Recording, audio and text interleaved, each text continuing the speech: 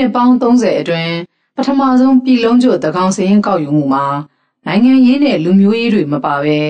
နိုင်ငံဖွံ့ဖြိုးရေးအတွက်မှန်ကန်တဲ့မူဝါဒတွေချမှတ်နိုင်ဖို့ဖြစ်တယ်လို့လူဝင်မှုကြီးကြပ်ရေးဝန်ကြီးဦးခင်ရီက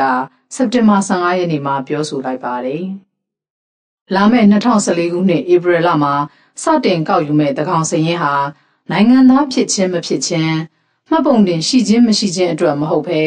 နေထိုင်သူမှန်သမျှအားလုံးရဲ့လူဦးရေကိုကောက်ယူသွားမှာဖြစ်တယ်လို့ဆိုပါတယ်။နိုင်ငံသားမှာ2မျိုးရှိတယ်။မိုးရပါနိုင်ငံသားနဲ့ဥပဒေရနိုင်ငံသားလူမျိုးစုကြီး8စုနဲ့ဆက်နွယ်တဲ့135မျိုးနိုင်ငံသားအဲ့ဒီလူမျိုးတွေမိုးရပါနိုင်ငံသားတချို့ကမိုးရပါနိုင်ငံသားတော့မဟုတ်ဘူး။သို့တော်လည်းသတ်မှတ်ထားတဲ့ criteria ကြီးတယ်ပေါ့အဲ့ဒါဆိုရင်တို့ကနိုင်ငံသားဖြစ်ခွင့်ရှိတယ်လို့ရှိတယ်အဲ့ဒါကဝိရဥပဒေရနိုင်ငံသားအဲ့ဒါဒီတရုတ်လိုကလားလို့ဖြစ်နိုင်တာပေါ့အဲ့တော့သူဒီဥစ္စာနိုင်ငံသားကကြိုင်တာနဲ့မဆိုင်ဘူးလူမျိုးတွေမှာကျတော့အဲ့ဒါဘာလို့ပြောလဲခင်ဗျာချေးဆိုတာနဲ့ပြန်နေ135ဆိုတာပါ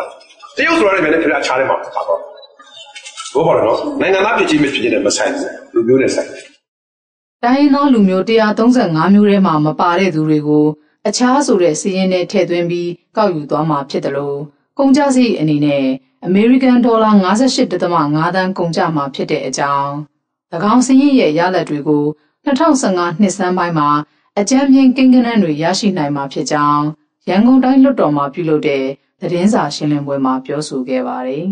။စမ်းသပ်၎င်းစီးရင်ကောက်ယူမှုကိုပြီးခဲ့တဲ့မတ်လ30ရက်နေ့ကနေ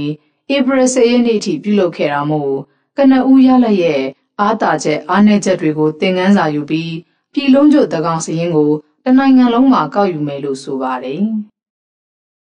။